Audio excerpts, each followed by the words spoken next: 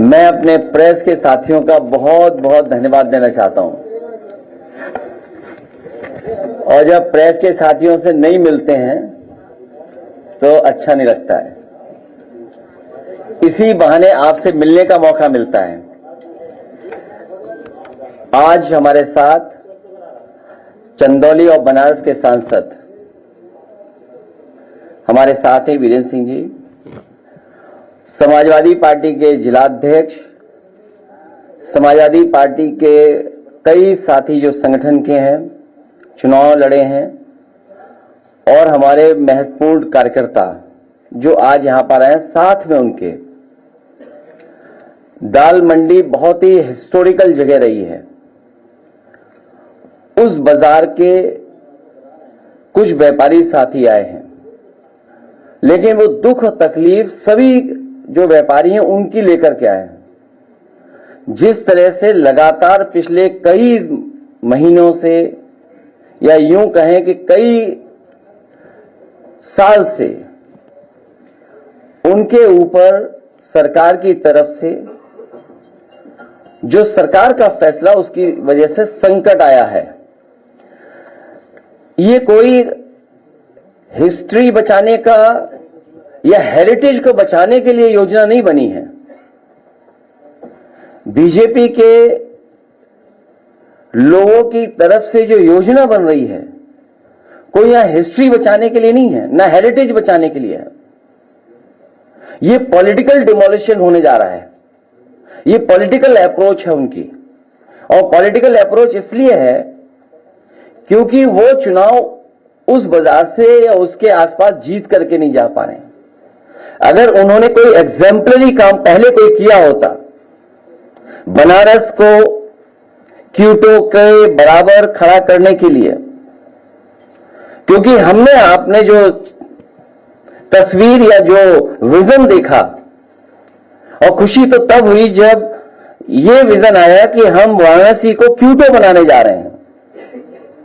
Kyoto वो religious heritage city है, Japan की, जहां न जाने कितने टूरिस्ट जाते हैं।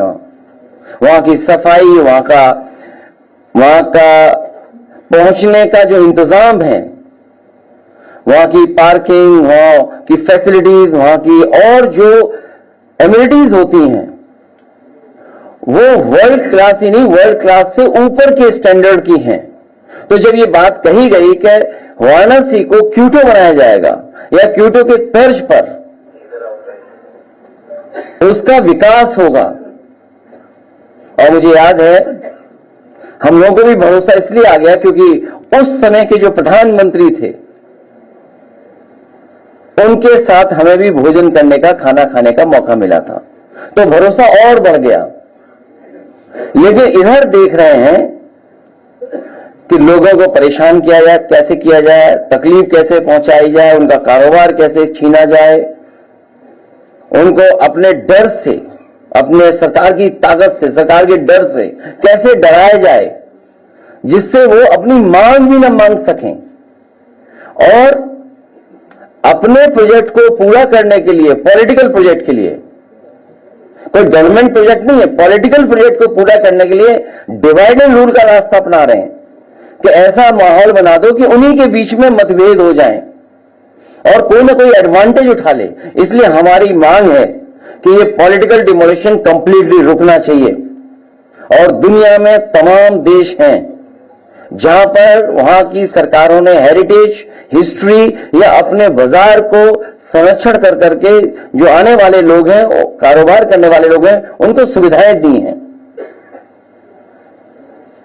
अगर इन्होंने न देखा हो वो इलाके, तो एक बार को हम सुझाव भी देना चाहते हैं।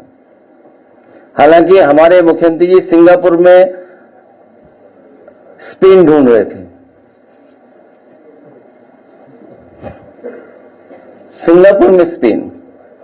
तो मैं कहूंगा कि दुनिया की जो टूरिस्ट सिटीज हैं, किस तरीके से उन्होंने अपनी गलियों को संरक्षण रखा। 2 लोग जा सकते हैं, पूरा बाजार है, दुकानें हैं, 2 लोगों की चलने की रास्ता है, तब भी उन्होंने उसको डिमोलिश नहीं किया। वही हेरिटेज का संरक्षण किया, क्योंकि विरासत में क्या मिल रहा है, हम पुरानी पीढ़ी से क्या सीख रहे हैं, क्या मिल रहा है आपको। यहां बहुत सारे कारोबारी जो हमारे पास एक दो है, जो वो कह रहे हैं कि दादा परदादा से उनकी दुकान है, कई वर्षों से वो दुकान में काम कर रहे हैं और कोई बहुत बड़ा कारोबार नहीं कर रहे हैं। मुझे याद है किसी साथी ने यह भी बताया कि पुरानी जो दुकानें हमारी थीं, उस समय सरकार ने जो आश्वासन दिया था कि उनके लिए रास्ता दिया जाएगा, लेकिन रास्ता नहीं दिया गया इससे पहले जो जहां डिमोलिशन हुआ था। इसलिए भाजपा दाल मंडी वालों को दाल की तरह दले नहीं। दाल मंडी वाले हमारे कारोबारी व्यापारियों को उन्हें सम्मान दे, उनका संरक्षण दे। आप मुआवजे में दूसरी दुकान तो दे सकते हैं, लेकिन बाजार कैसे दोगे आप? और जो लोग तैयार ही नहीं है तो आप उनको जबरदस्ती क्यों छीनना चाहते हैं? आप दुकान दे दोगे, ग्राहक कैसे दोगे? दाल मंडी कोई एक दिन में नहीं बनी है, न जाने कितने वर्षों से लोग वहां कारोबार कर रहे हैं। तो दुकान देने की तो बात करो, लेकिन ग्राहक कैसे आप दोगे? और एक दुकान बनाने में पीढ़ी जमाने लग जाते हैं। एक दुकान को जमाने में जमाने लग जाते हैं और ये चाहते हैं उसको तोड़ करके हटा दें, और एक पल में ये तोड़ना चाहते हैं। और सबसे बड़ी बात तो यह है कि भाजपाई जो नेगेटिव है, नकारात्मक है, संकीर्ण सोच है, वो कैसे चौड़ीकरण की बात कर रहे हैं? चौड़ीकरण भाजपा की संकीर्ण सियासत की साजिश है।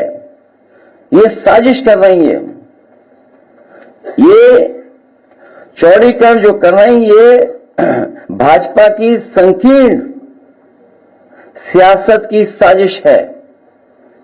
ये एक विरोधाभास भी है, क्योंकि संकीर्ण बहुत नकारात्मक सोच वाले वो चौड़ा करने की बात कर रहे हैं। किसी की जीविका छीनने का अधिकार कब से मिल गया इनको? और भाजपा वाले अपनी ताकत का इजहार करना चाहते हैं अधिकारियों के माध्यम से। ये जो जीत या जो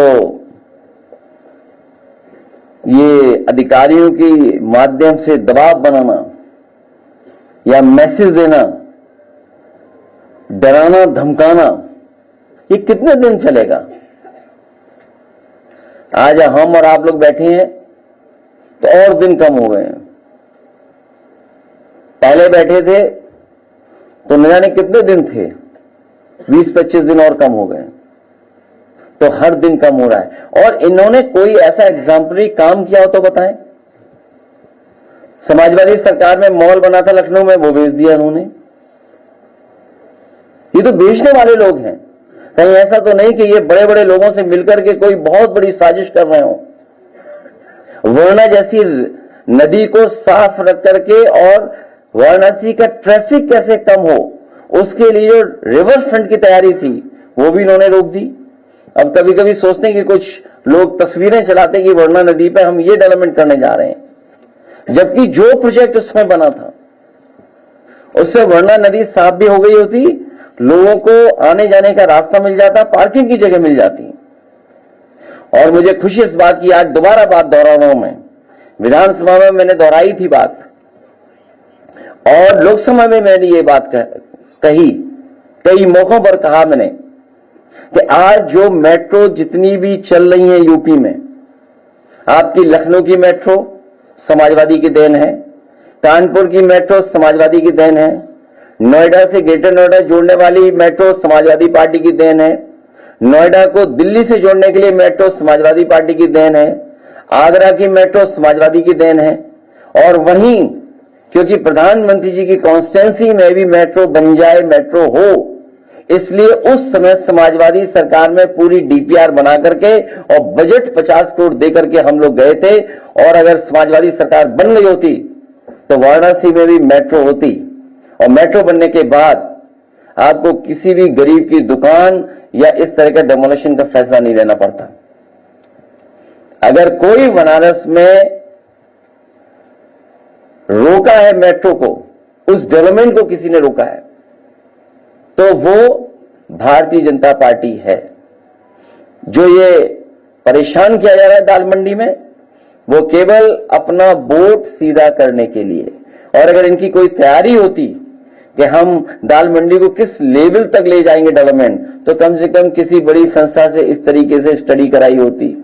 हालांकि ये दूसरे शहर की स्टडी है।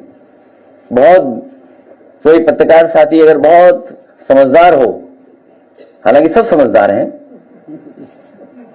ये पन्ने पलट करके देख सकता है कि अगर एक प्रोजेक्ट के लिए कितनी डिटेल्ड स्टडी होती है। एक अगर प्रोजेक्ट शुरू करना हो तो कितनी डिटेल्ड स्टडी होती है उसकी। ये केवल मैं उदाहरण के लिए दिखा रहा हूं। और कितनी डिटेल्ड स्टडी है सोचिए, केवल छोटे से इलाके के लिए। नक्शे हैं, क्या होना है, कैसे होना है, कितना फंड्स क्या है। यहां तो केवल कोई तैयारी नहीं है, बस सड़क चौड़ी करनी है। नहीं, वो इसलिए बुरा लग जाएगा बीजेपी को, इसलिए बताना नहीं चाहता हूं। आपको अलग से दिखा दूंगा। आप केवल उन्हीं के पास भेजना है, लेकिन बताओगे नहीं, बोलोगे नहीं। लो दीजिए उन्हें, पन्ने पलट के देख लो अगर लगे कि नहीं है, और फिर वापस कर देना किताब। ठीक है, मैं चाहूंगा कुछ